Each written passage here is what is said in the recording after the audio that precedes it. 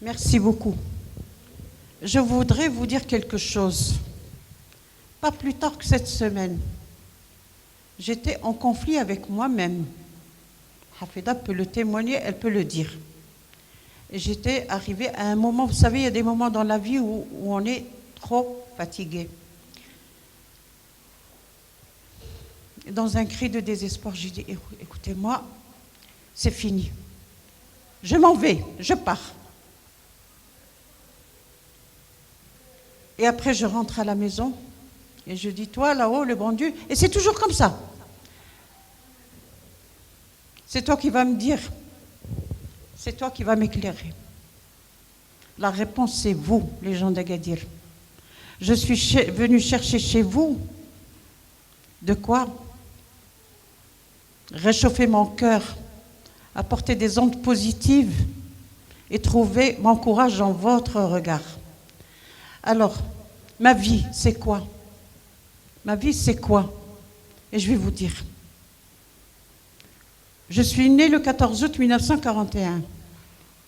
J'ai perdu mon père à l'âge de 3 ans et demi en 1945. C'était juste après la Deuxième Guerre mondiale. Ma petite sœur avait 18 mois, enfin 1 an quand mon père est mort. Mort de tuberculose. À l'époque, on n'avait pas encore découvert le traitement de la tuberculose. Et ma petite sœur a eu la bonne idée de le suivre. Elle a fait une pneumonie foudroyante, elle est partie. Elle a la chance de partir. Et je suis restée avec ma mère, veuve à l'âge de 20 ans, dans le Maroc de 1945. Et à Marrakech, vie traditionnelle. Je suis née à Casablanca, mais juste pour ma naissance, parce que ma tante, qui m'a servi de grand-mère, ma mère elle-même a perdu sa maman, elle avait 6 mois. Elle perd son papa, elle avait 8 ans. Alors si ça peut vous donner une idée, elle vient coucher chez la sœur et elle revient à Marrakech. Donc, je crois que s'il n'y avait pas eu la solidarité sociale, malgré les Marocains n'étaient pas très riches, c'est vrai qu'il y avait une certaine élite. J'ai eu la chance de rencontrer cette élite. Et cette élite et ma famille ont décidé à l'époque de dire, eh bien, cette petite, nous allons la prendre sous notre aile. D'accord? Ma mère, à 6 ans, me met à l'école marocaine, comme toutes les petites filles. Je vais à l'école marocaine et j'apprends la pédagogie marocaine. Le français avec la confiture pendant la création et l'arabiya avec le msouita. C'est pas grave, ça se passait comme ça. Les écoles, c'était la méthode pédagogique. J'ai une professeure à côté de moi. Mais elle n'utilise pas là, ça, sauf pour moi. Elle n'a qu'à drabni, mais pas les autres. Je fais une réputation hafida. Les gens qui ont connu mon père et qui connaissaient ma famille étaient des gens, disons, de conditions à l'aise, nantis, des gens nantis. Ces gens ont dit, eh bien non, cette petite, nous allons la prendre sous notre coupe et on va la prendre à l'école française parce qu'à l'époque, les notables mettaient les enfants à l'école française. D'accord? À l'époque, il n'y avait pas le prêt-à-porter comme aujourd'hui. J'étais habillée exactement comme les petites filles de ces gens-là. Le premier tailleur qui a fait le manteau de la petite Aïcha s'appelle Monsieur Biton. Oui, je n'ai pas oublié son nom. Monsieur Biton. Monsieur Biton. Non, mais il est vieux, le Monsieur Biton. Le mien, il est vieux. Peut-être qu'il est parti. Mais je n'ai jamais oublié son nom, vous voyez. Ensuite, donc je vais à l'école française et suivie par ces gens-là. Vous savez, à 20 ans, à l'époque, une femme qui était... Ma mère était beaucoup... À l'époque, elle était jolie, on disait qu'elle était jolie. Pression sociale, et elle se marie. C'était la seule chose à faire. Sortir travailler comme femme de ménage, c'était chouma. Chez nous, dans notre famille, en tous les cas. Alors, qu'est-ce qu'elle a fait? Ils ont fait pression sur elle et elle s'est mariée avec un notable de Marrakech. Les gens qui ont pris en charge la petite Aïcha ont assisté au moment de l'acte à douleur. Dans l'acte de ma mère, avec ce monsieur, il est écrit que ce monsieur s'engage moralement à s'occuper de la petite et que si jamais nous apprenons qu'il y a quoi que ce soit, on vous la reprend. D'accord? Mon beau-père m'a aimé comme si j'étais son enfant. Sauf que cette époque, il était polygame. Il avait d'autres femmes et d'autres enfants. C'était quelque chose de normal, hein, à Marrakech. Et voilà que, bon, je vais à l'école française, pas de problème. Sauf qu'en 1953, Sidi Mohamed Al-Khamis a été exilé. Et le Pacha El-Glaoui faisait la loi à Marrakech. C'était le grand chef, le grand patron.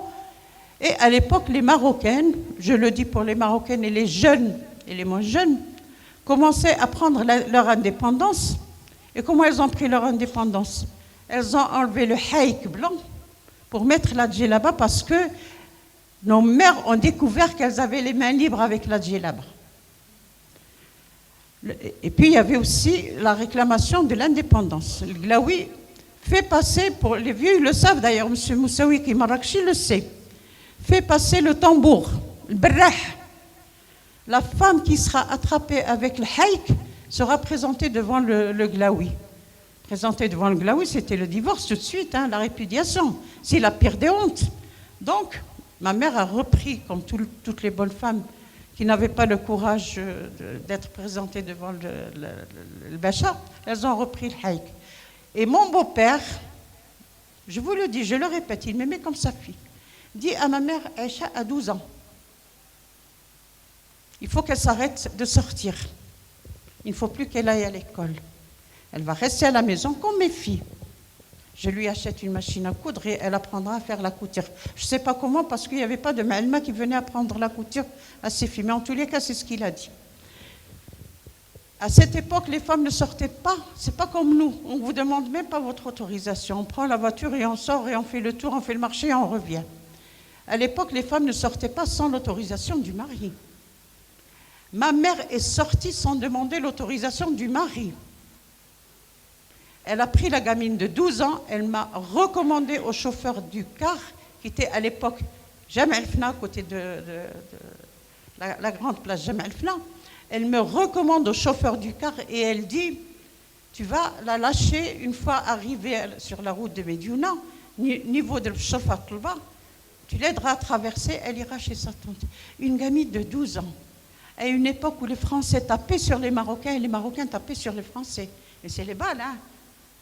Je viens donc chez ma tante à Casablanca. Et là, ma tante, c'est une hajba, elle aussi. Elle ne sort pas. Elle ne sort que pour aller au hammam. Et je me retrouve encore dans une chaîne de solidarité. Ça va être une des voisines de ma tante qui a ses petites filles à l'école française qui va se charger de conduire la petite Aïcha pour l'inscrire à l'école. Mais cette époque, je voudrais vous dire avant de l'oublier, parce que très souvent les gens me disent, mais pourquoi vous m'entendrez toujours dire, moi je ne fais pas de politique, je n'aime pas la politique me fait peur. Bon, c'est un tabou pour moi. Pourquoi? Imaginez, dans ces années-là, il y avait encore ce qu'on appelle Muqawama. En allant à l'école, on descend un type, un renégat, kha'in. On tue quelqu'un devant moi, il tombe. Donc, qui fait la politique risque de mourir. On le tue parce que c'est un kha'in. Les voisins vont en prison parce qu'ils font de la politique. Et dans ma petite tête, personne a cherché à travailler et à enlever cette peur qui continue à être. Elle continue à être là. Alors très souvent, je me révolte, je dis, moi, je ne fais pas de politique. Mais non, tu fais de la politique. Mais non, je ne fais pas de la politique. Bon, je reviens à Casablanca et donc je vais à l'école française. Entre-temps, 55 arrive, Sidna revient, et on dit celui ou celle qui ne connaît pas l'Arabia n'a pas d'avenir dans ce pays. Et voilà que la collégienne va aller s'inscrire à l'école Rachad pour apprendre à lire et à écrire l'arabe. Et je reviens vers la méthode Msouet al-Assa. À l'époque, c'était la méthode pédagogique dans nos écoles. Pour ceux qui ont connu cette phase-là, c'est comme ça. Ça a été quand même une chance pour moi parce que j'ai appris l'arabe et le français et la grande mode, c'était la dactylographie. Chez vous, c'est l'informatique maintenant. Pour moi, c'était à l'époque la dactylographie. Alors, 15 ans, ma mère me rejoint. 15 ans et demi, je crois. Elle a demandé le divorce et comme elle était très intelligente, Elle est allée voir son mari, qui est un seigneur, lui aussi à Marrakech. Hein. Un vendredi, elle lui met le Coran sur les genoux et lui dit, au nom de ce Saint-Coran, je veux mon divorce, tu me répudies, je veux retourner chez ma fille. Et donc, elle me rejoint à Casablanca chez ma tante. Chez ma tante, il y avait les enfants, c'est une grande famille, etc., etc. Et dans les grandes familles, c'est toujours très difficile. En plus, ma tante apprenait la couture, la broderie aux filles du quartier, ça faisait beaucoup de bruit. Ma mère va vendre un bijou. Quand on dit que les Marocaines, à l'époque, les Françaises, nous disaient, oui, vous les Marocaines, avec vos bracelets, votre or, etc. Eh bien non, c'est un capital pour nos mères. Ma mère va vendre un bijou, des louis d'or, pour me payer la dactylographie. Et l'école Rachad, ça s'appelait, l'école Rachad. Et voilà que je vais apprendre la dactylo arabe en français. 15 ans et demi, 16 ans, je commence à chercher à avoir ma maison avec ma mère. Notre indépendance. Et je vais commencer à chercher le travail. Et je vais dans les entreprises. J'avais mon diplôme de dactylographie française et arabe, j'ai appris. Maintenant, je ne sais plus le faire, mais à l'époque, et pour moi, c'était la science. J'étais capable d'être secrétaire, quoi. Et les Françaises qui disaient, mais regardez-moi cette gamine avec ses longues notes qui veut travailler. Je ne comprenais pas pourquoi on me taquinait. Moi, j'étais sérieuse, je voulais travailler. Et puis un jour, vous voyez, je n'ai jamais dit ça, je vais le dire aujourd'hui. Un jour arrivent des difficultés dans la famille. Dans une famille grande, immense, hein, il peut y avoir des problèmes. Un jour pluvieux. Hein. Et ma mère se dispute avec ses sœurs. Et je prends position et j'ai dit, nous quittons cette maison. C'était un samedi. C'est la première fois que je le dis publiquement. Il pleuvait et nous partons. 16 ans et demi j'avais. Nous partons. On ne savait pas où aller. D'accord? Accueillis dans une... Samedi, hein, samedi. Accueillis chez la sœur de la première épouse de mon père. Et dimanche, on marchait du côté du centre hospitalier. À l'époque, on disait hôpital Maurice Gaupe, hôpital Colombani. Et qu'est-ce qu'on va rencontrer le dimanche avec ma mère? La fille d'un de mes tuteurs qui était anesthésiste à l'hôpital. Alors, Aïcha, comment ça va? Son père était monté, un de mes tuteurs, j'en avais plusieurs. Mais qu'est-ce que tu fais? Je lui dis, écoute, moi j'ai appris la dactylographie, et puis voilà, on est sorti de chez ma tante et je cherche du travail. Mais qu'est-ce qui t'arrive? J'ai dit, je cherche du travail. Qu'est-ce que tu sais faire? J'ai dit, j'ai un diplôme dactylographie en arabe et en français. Dimanche, je sors. Comme quoi, Dieu, il y a toujours une réponse. Alors, l'oulad الصغار والشابات والشبان لا تقطعوش ياسكم رحمة الله دائما موجودة. Et je vais vous le prouver par A plus B sur beaucoup de choses. Je n'ai qu'une demi-heure, mais je vais essayer de résumer. Elle va me... Bon. Donc, je me présente à l'hôpital et on va amener la gamine. Je maîtrisais parfaitement le français. J'ai grandi dans une école française. Et on m'amène chez les lépreux. À l'époque, la Ligue marocaine de lutte contre la tuberculose donnait des bourses financières aux lépreux et aux tuberculeux pour pouvoir manger. Et j'étais donc engagée au service de léphrologie. Connaissant parfaitement le français, il n'y avait pas beaucoup de médecins à l'époque. On appelle la gamine, tu viens, encadrée par une assistante sociale qui était très gentille. On l'appelait Mademoiselle Laïs, mais c'est une sœur. Professeur Rollier, qui est une sacrée personnalité. Eh bien, tu vas préparer les dossiers de consultation pour le docteur et tu vas faire l'interrogatoire des lépreux. Je ne suis pas prête, moi. Et voilà, au bout de 6 mois, je vais faire une crise grave, dépressive grave, et je vais commencer à manquer à mon devoir. Le professeur Rollier me dit, eh bien, on va te dire merci, je vais te renvoyer. Un autre témoignage que j'ai rarement dit, moi, je n'ai jamais été syndiquée. Je respecte les syndicats et tout, mais moi, je n'ai jamais eu l'idée d'aller me syndiquer. Eh bien, quand l'hôpital ont appris, les syndicats ont appris que j'allais être envoyée, Ils se sont groupés, ils sont allés voir le patron, ils lui ont dit non. Ils sont allés voir le docteur Youssef Labbas. Non, cette gamine, vous n'allez pas la mettre dans la rue. Non, ce service est très lourd pour elle, il faut trouver autre chose. Ça a été ma chance. Merci au docteur Lhlou, le premier physiologue qui a créé la Ligue anti-tuberculeuse. C'est un vieux monsieur maintenant. Me prend dans son service tuberculose. Et là, j'ai moins peur. Alors, c'est en 59, j'ai travaillé exactement en mai 58. En 59, j'étais avec le docteur Lhlou. Et on demande, à l'époque, la Ligue marocaine de protection de l'enfance et d'éducation sanitaire avait besoin d'éléments bénévoles.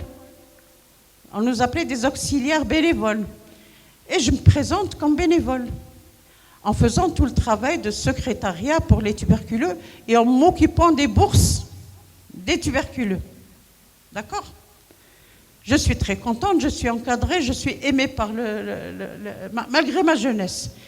Et en éducation sanitaire, il y avait des assistantes sociales qui m'observaient. Moi, je ne savais pas que j'étais observée. Elles ont remarqué que j'étais douée pour parler aux gens. Et puis un jour, l'assistante sociale préfectorale de l'époque, Noël Courtecuisse, elle est morte cette année, le 13 août 2014, n'est-ce pas? Va me convoquer dans son bureau, elle va me dire, Aïcha, tu ne vas pas rester secrétaire médico-social comme ça, qu'est-ce que c'est que ça? Non, tu vas faire l'école, je vais t'envoyer à l'école. Je dis, mais quelle école, mademoiselle? Elle me dit, tu vas faire l'école d'état d'infirmière pour faire l'école d'assistante sociale. Je lui dis, mademoiselle, je ne veux pas la faire. Elle me dit, mais pourquoi? Je lui dis, parce que moi, j'ai besoin de mes 37 500 francs. Et là, elle me dit, il y a une bourse, 18 000 francs. Je lui dis, c'est pas suffisant. J'ai un loyer, j'ai ma mère à ma charge, etc., etc. Elle m'a dit, je vais t'inscrire quand même. Hafeda lui a dit, quand elle est venue me voir en 2008, pourquoi vous l'avez obligée? Et Noël Courtecuisse lui dit, à Hafeda, est-ce que je me suis trompée? Elle avait vu qu'il y avait quelque chose qui peut servir dans notre société. Mais ce n'est pas un miracle, j'ai dû apprendre. Donc elle m'envoie à l'école d'état d'infirmière. Je passe le concours avec l'espoir d'exactement ce que je recevais à la Ligue marocaine de protection de l'enfance pour faire l'école d'état d'infirmière et normalement faire l'école d'assistante sociale. Voilà. Et me voilà dans le monde. Et là, en étant stagiaire, moi je vais voir les enfants abandonnés en étant stagiaire, infirmière stagiaire. On s'en occupait. Et j'entendais les médecins qui disaient, mais on nous les amène abîmés. On les répare comme si c'était un objet. On les répare, ils retournent à la maison d'enfants et on nous les ramène abîmés. Mais j'étais trop jeune, je ne comprenais pas. Par la suite, je vais commencer à travailler et je vais voir, sérieusement, je vais voir les enfants abandonnés, mais je ne vais pas encore prendre conscience. Pas encore.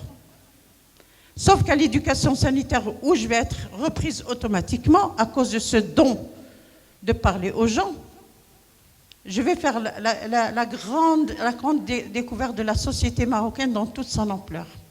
Et là, en écoutant la jeune fille qui a fait sur les orphelines, à l'époque, on ne les mettait pas à la rue à 18 ans, c'est après. Je vais voir les orphelins. Je vais voir les enfants abandonnés. Je vais voir les bébés rentrer par paquet et mourir par paquet dans l'indifférence. Et je ne vais pas comprendre encore.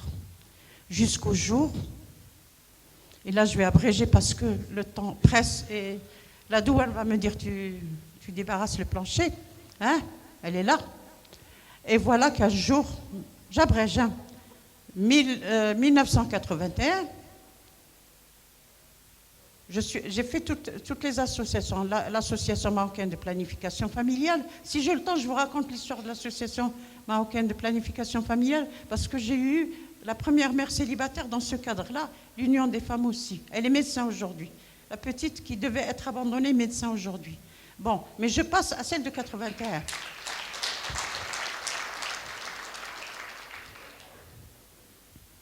J'ai eu l'occasion de voir le Maroc. J'ai eu l'occasion d'écouter les orphelins.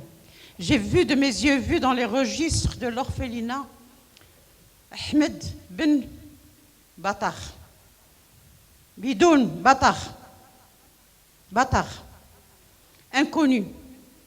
Fils de inconnu. La mère inconnue. X. Et voilà que je vais être choquée au fur et à mesure. Tout ça, ça va me troubler. 81, je rentre de congé de maternité, c'était l'hiver. Et c'est pour ça que je vous dis que dans mon destin, il y a des étapes dans ma vie qui ont fait que je crois que le bon Dieu m'a fait naître. Bon, معليش. 81, 5h30 de l'après-midi, je me trouve dans le bureau de l'assistance sociale qui était ma voisine. L'hiver. À l'époque, les filles marocaines pouvaient accoucher dans les maternités ou dans les maisons, confier leur bébé, le donner, ne pas le donner, le déposer dans la rue, le déposer devant une mosquée. Personne ne disait rien. Il y a coulé là. On pouvait les trouver mangés par les chiens, par les chats. Personne ne disait rien. L'indifférence. Ou alors il avait la chance d'être pris en charge en kafala par une famille qui l'adopte, etc. Et voilà que je vois dans le bureau de l'assistance sociale une jeune fille, toute jeune. Elle portait un châle autour de la tête et elle avait un bébé qui avait l'âge du mien. Moi, je venais de rentrer de congé de maternité.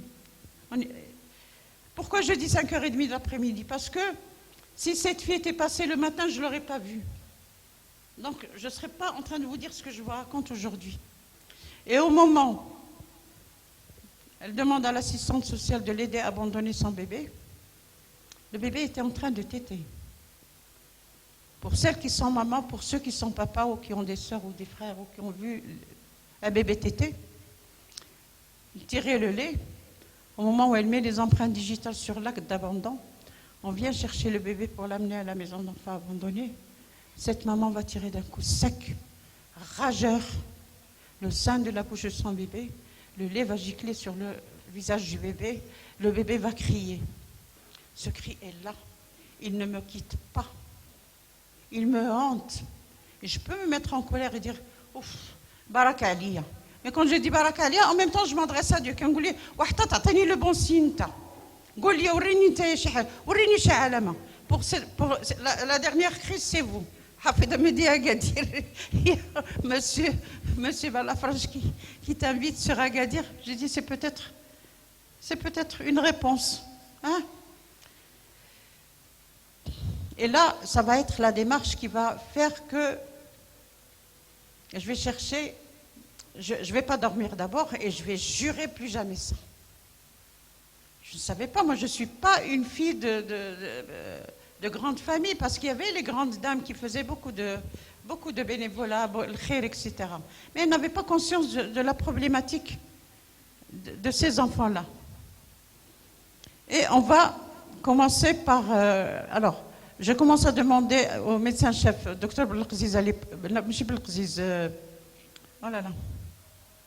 docteur Akhmis, je lui dis s'il vous plaît, je vais aller au service social, est-ce que c'est possible? Ça aussi, c'est mon destin. À cette même époque de cet abandon de bébé, une assistante sociale est rentrée en France. Je lui dis est-ce que je peux prendre son poste? Il me le donne.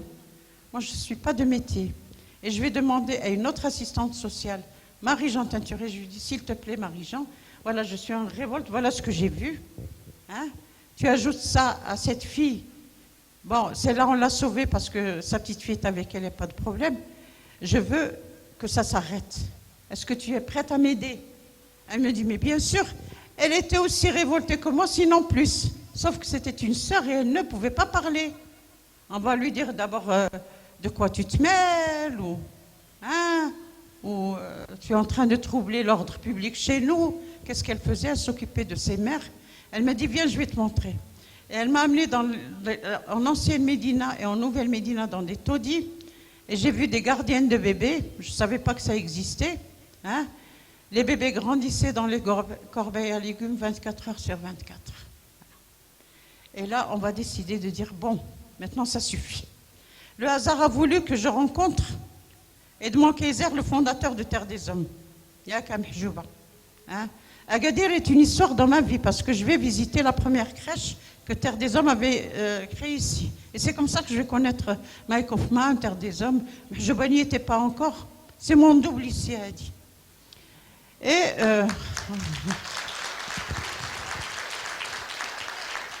Et donc Isaac, qui est le fondateur de Terre des Hommes, va venir chez moi. Je vais le recevoir une semaine chez moi. Moi, je ne savais même pas qu'il était persona non grata en Maroc. J'ai quand même reçu.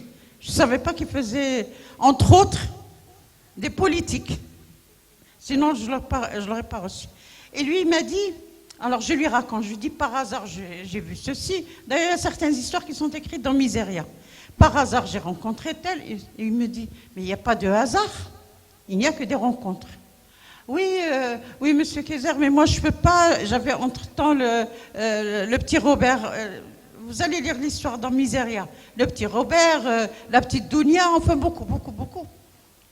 Et moi, je ne sais pas quoi faire. Il me dit, restez, continuez, ne serait-ce que pour témoigner un jour. Je vous jure que c'est comme ça que ça s'est dit. Je ne savais pas encore à l'époque qu'on allait créer Solidarité féminine. Je ne savais pas que j'allais être amenée à témoigner. Et je ne savais pas que j'allais rencontrer un jour Hafida, qui va faire un autre livre pour les mamans de Solidarité féminine. Elle a pris à bras le cœur ce problème-là, parce que elle m'a toujours entendu dire, j'ai fait une partie, j'ai parlé à la société marocaine. Je vous jure qu'à chaque fois que je vais à la télévision, Allah makdebta alikum. Il ne faut pas croire, je donne l'impression d'être courageuse. J'ai mal au ventre. Je vais à la télévision parler aux Marocains. Je vais parler de l'inceste. Je vais parler des viols. Je vais parler des enfants abandonnés. Je vais parler des petites bonnes. Hein? Et je vais être attaquée. D'ailleurs, ça n'a pas raté le coche parce qu'en 2000, j'étais carrément condamnée par les extrémistes. Je dis bien extrémistes. Je ne dis pas musulmans. Je dis extrémistes dans les mosquées du Maroc. Aujourd'hui, je dis à ces extrémistes qui m'ont condamné à l'époque, merci. Pourquoi? Parce que j'ai eu à rencontrer beaucoup de gens qui m'ont dit non, tu vas résister, non, tu vas rester, tu n'as pas à baisser les bras, tu ne vas pas jeter l'éponge, tu ne fais rien de mal. Continue, nous sommes là. Le téléphone n'a pas arrêté de sonner jusqu'à minuit. La dernière personne qui m'a téléphoné chez moi, à minuit, c'était Christine Serfati. Elle m'a dit, demain à l'association à 9h. Je veux te trouver à 9h. Et tu continues. Et elle était présente avec Marie-Louise Blarbi et avec Nadia Ziane, qui était présente, à l'époque, elle était avec Demain, le journal Demain. Et je reçois à 3 reprises un coup de fil. Je ne saurais jamais dire merci, merci, merci à Zulekha Nasri. Le temps, une minute, ces personnalités-là, une minute pour eux, c'est beaucoup de temps. Elle me dit, ne baisse pas les bras, continue, tu n'es pas seule. Tous les Marocains sont derrière toi. Ces gens-là sont peut-être, n'ont pas compris, ils sont peut-être fous, mais tu gardes ton calme et surtout ne baisse pas les bras. Et à partir de là, beaucoup de solidarité, de chaînes de solidarité sont venues. C'est vrai que la condamnation est venue, elle a coïncidé avec une émission télévisée, Al Jazeera, moi je ne savais pas, moi je ne connais rien à la politique politicienne. Al Jazeera m'avait interviewé en 2000. Et pendant 45 minutes, je parle à Al Jazeera comme je vous parle comme ça. Ça a mis en colère les gens. Et qu'est-ce qui a mis en colère? Ce qui les a mis en colère, c'est que je leur ai dit, mon grand-père est savant en théologie, il a fait 12 ans à l'Qarawiyin, et ce monsieur est mort en 1932, et il disait à ma tante qui était l'aînée de ses filles, ne dis jamais ou le haram, ne dis pas enfant du péché. Ce sont des enfants de 2 personnes qui se sont rencontrées. Lui, il n'a pas payé Nous, on n'a pas le droit de juger. Et je le dis en pleine télévision, et là, ils se mettent en colère contre moi.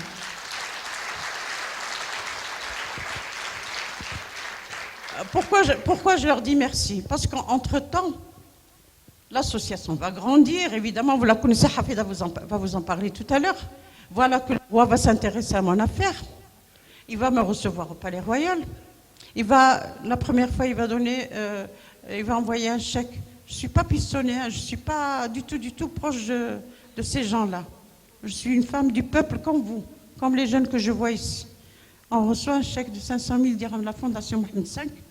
Il a voulu nous la donner, merci. D'accord? Et en 2000, je reçois une médaille d'honneur. Et il sourit, il me dit, je te connais, je te suis, je sais ce que tu fais, je sais ce qu'on dit de toi, ce que tu écris et ce qu'on écrit de toi. Tu as ma bénédiction, continue ton travail. Je suis là, si tu as besoin de moi, je serai là. Et je prends ma médaille et je sors. Alors ça, c'est en 2000.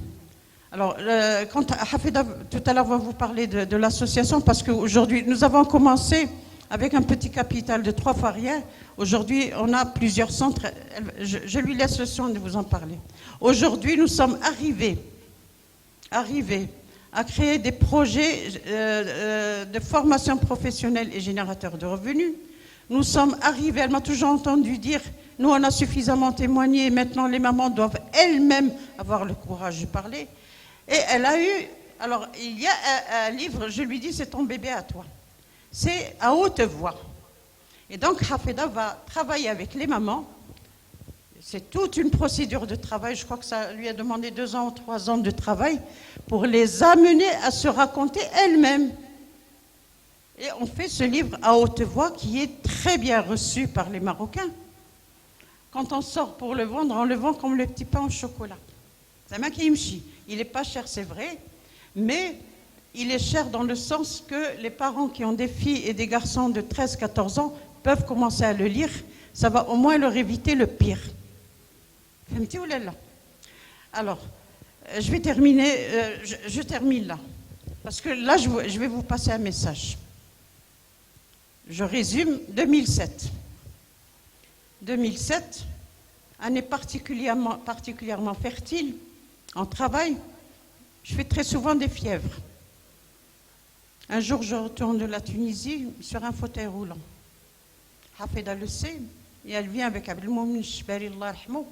Ils me prennent par la peau du cou et on m'emmène de force à l'hôpital. À l'hôpital, j'ai dit, si j'ai le cancer, moi je ne reste pas. D'accord? Je rentre chez moi.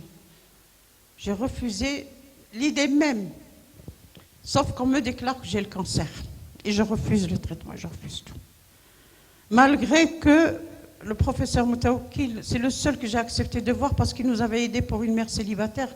Il nous a prêté main forte. Me dit un jour à 10h du soir, Sa Majesté te transmet ses salutations et te dit ne t'inquiète pas. On te soigne comme tu veux ici, en France, aux États-Unis, à ses frais. Nous avons besoin de toi. Mais ça rentrait là et ça sortait de l'autre côté. Et voilà que Hafida, mon ange gardien, m'amène un jour une journaliste, la seule et unique que j'ai accepté de recevoir à l'hôpital parce que j'étais en choc total. Une revue qui avait fait une vente de tableaux pour Solidarité Féminine. Et elle lui dit, je l'ai entendu, je suis sûre que le jour où Mme China va accepter sa maladie, elle va la dépasser, elle va s'en servir pour défendre sa cause. D'accord, alors je fais mon traitement, j'ai failli mourir, la chimio et tout le bazar. Et je reviens à Solidarité Féminine. L'association, on a des jours heureux, on est très content parce qu'on a reçu des financements, on a reçu une réintégration, enfin il y a des choses heureuses. Il y a des jours qui sont moins heureux. Et un jour je sors en donnant un coup de pied à mon cartable et je leur dis après moi, j'oublie. Hein. Pourquoi j'oublie? Qu'est-ce que j'oublie? Oui, c'est vrai, j'ai parti. À l'hôpital, j'ai dit, bon, toi là, voilà que je négocie avec le bon Dieu. Aujourd'hui, vous les jeunes, je suis en train de négocier avec vous parce que je voudrais vous passer la chandelle. Toi là-haut, tu m'envoies le cancer. D'accord, j'accepte. Et je te promets, toi mon créateur, sur les 4 quarts que tu vas me laisser vivre, sur les 3 quarts seront pour cette cause-là et passer le flambeau aux autres qui vont continuer. Parce que ce n'est pas juste un enfant n'a pas demandé à venir au monde et une mère, on n'a pas le droit de la pousser à se déchirer et abandonner son bébé. Ce n'est pas normal. Et le 4e, tu me le laisses pour moi. Et je reviens à Solidarité Féminine. Et ce jour-là où j'étais particulièrement pas bien, et je pars en claquant la porte, après moi le déluge. Je vous jure, ce que je vais vous dire, c'est la vérité. Quand je suis en colère, je vais avec personne à l'association. On me prend le premier taxi qu'on trouve. Et le monsieur, je remarque le hajja, tu me connais toi ou quoi? Le taxi qui va me ramener chez moi et qui va refuser d'être payé, c'est le fils d'une mère célibataire. Premier signe. Mon destin qui me rappelle. D'accord? La seule chose qui m'apaise, c'est après la prière, je prends le chapelet. Pour moi, le chapelet, c'est quelque chose, c'est mon yoga à moi. Et je pars dans le sommeil. Et moi, la femme musulmane, je vais faire un songe. Je vous jure que c'est la vérité. Si j'étais artiste peintre, je serais capable de peindre le tableau. J'ai vu la Sainte Vierge Marie, elle était devant moi. Et je sais que c'est elle. Sûre et certaine. C'est un songe, hein? Et autour d'elle, en demi-cercle, il y avait des sœurs habillées en blanc, immaculées. Et derrière mon dos, il y avait une horde de gens qui bavaient de colère, qui voulaient la frapper. Je l'entoure de mes bras comme ça. Et la sœur derrière elle me dit, par votre corps, vous avez protégé le corps de la Sainte Vierge Marie et vous ne l'avez pas touché. Dans le songe, ma corpulence était présente. Alors, je baisse les yeux et je lève les yeux pour lui dire, il y avait de l'espace entre moi et elle, je ne l'ai pas touchée, elle sourit. Elle me dit, il ne faut pas la toucher parce qu'elle est sacrée. Elle se baisse, elle prend un peu de terre, elle me le met là. Elle me dit, désormais tu es des nôtres. Je me réveille en sursaut et ma première confidence, ça va être Hafida. Mais qu'est-ce qui m'arrive, Hafida? Est-ce que je suis en train de devenir folle ou quoi? Je crois que je deviens timbrée. Me mettre en colère, ça m'arrive. Mais il y a quelque chose qui ne va pas. Alors, le hasard a voulu que des gens de la religion, les premiers c'était des chrétiens qui sont venus.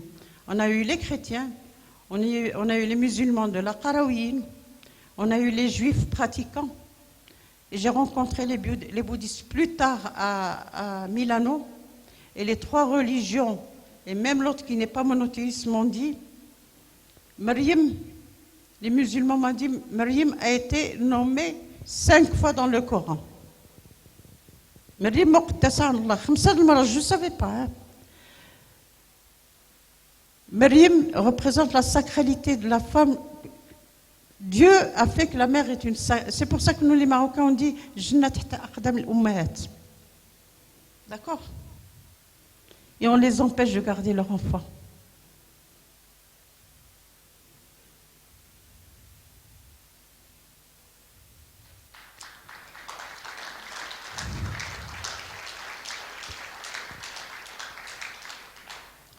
Les trois religions disent que c'est la sacralité de la mère. Et une dame juive, c'est la première, et ensuite les musulmans et les chrétiens, m'ont dit, de la terre tu es, à la terre tu retourneras. Quand elle te met la terre, ça veut dire que tu as une mission sur cette terre. Toute la terre. Ce n'est pas seulement le Maroc. Jusqu'au jour où on te mettra dans la tombe et la terre dessus. Là, tu auras fini ta mission. Alors voilà, maintenant, j'ai 74 ans. Ce qui me reste à vivre, je voudrais passer le flambeau aux jeunes.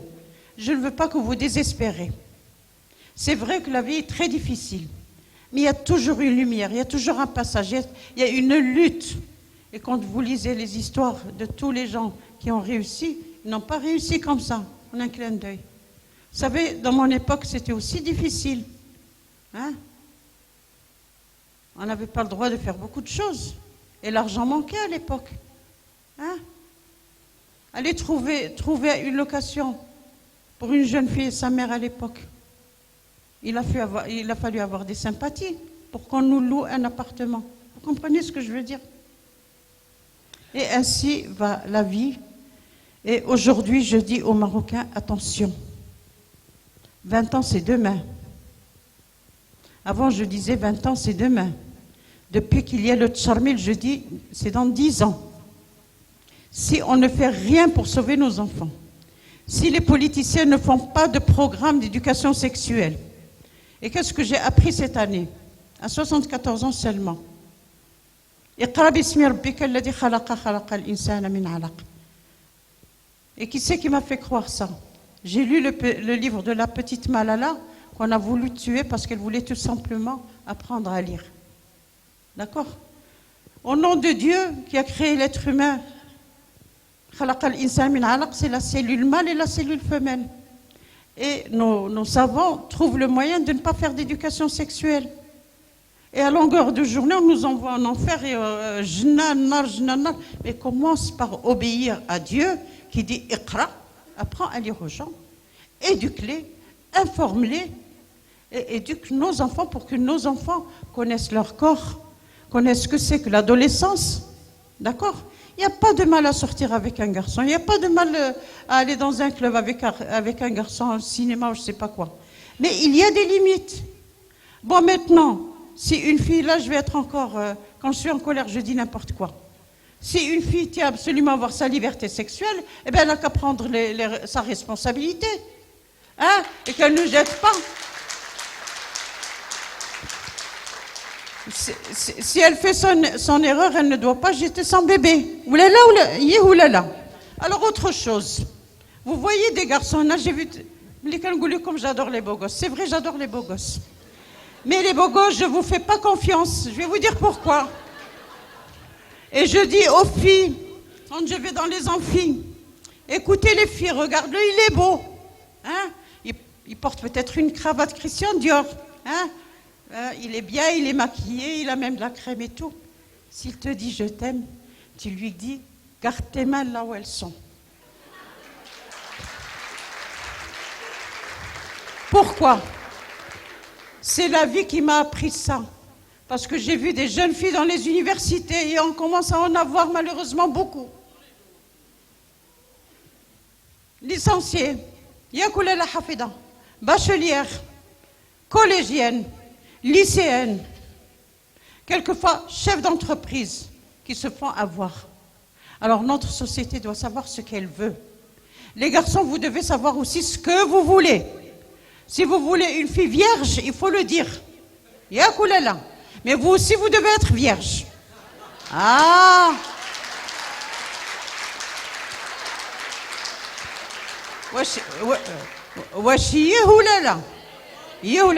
Alors, puisque j'ai la chance d'avoir des hommes devant moi, s'il vous plaît, surtout les hommes. L'autre jour, j'ai rencontré un monsieur dans un lieu public et qui me dit, Madame Chena, j'ai retenu ce que tu as dit, je suis très proche de ma fille, elle me raconte tout, je suis son copain.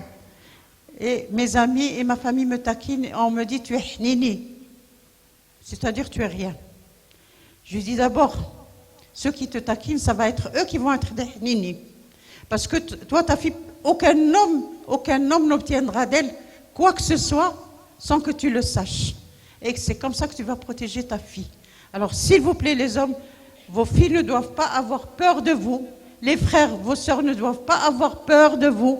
Elles doivent vous respecter et ce n'est pas la même chose. Machhi kif kif. Nkhaf minnek, machhi bhal nahtarmek. Et là, nous sommes en train d'aller droit dans le mur. 153 naissances par jour en dehors du mariage. Je l'avais déjà dit à Agadir, je suis venue dans d'autres occasions. Et d'après les recherches, il paraît qu'on a dépassé les 24 bébés abandonnés par jour.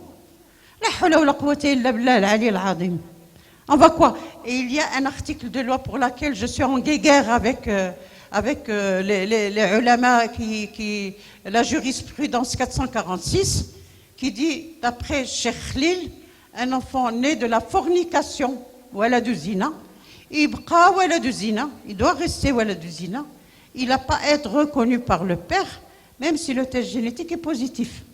Je me mets en colère, je l'ai fait il n'y a pas si longtemps. À Radio Atlantique, ils ont eu la mauvaise idée de m'appeler. J'ai dit, mais Sa Majesté Mohamed VI, après longue vie, il a maintenant 24 bébés par jour qui naissent, 153 qui naissent en dehors du mariage. Après longue vie à Sa Majesté, Hassan III aura quoi? Il aura 50% de bâtards dans notre pays. Est-ce que c'est comme ça qu'on va créer les richesses? Est-ce que c'est comme ça qu'on va éduquer notre pays? On regarde les chefs de la pièce, je vous assure qu'elle m'a bouleversée. Parce que c'est vrai ce qu'ils disent. Depuis les années 80, on commence à mettre les filles et les garçons à 18 ans, on les met dans la rue. Elle n'a pas de famille. Où est-ce que vous voulez qu'elle aille? Hein? Où est-ce que vous voulez qu'elle aille? Hein? Des filles à risque. Des filles à risque. Et elle va refaire le processus. Et nous sommes champions. Agadir est championne comme Casablanca est championne. Hein? Ça se fait, oui.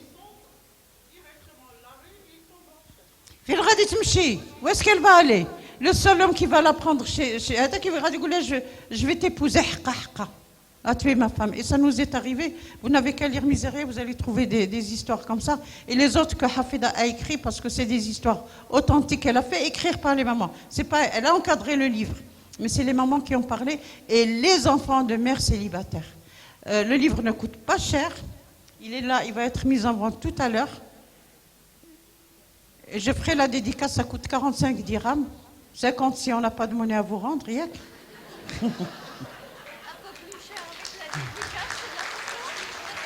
Alors, Hafeda me dit, si tu dédicaces, tu vas porter plus. Je vois Allah, ce que je vais vous dire. Moi, je crois profondément. J'étais avec elle à Rabat. Et on était désespérés, on manquait d'argent. Désespérés.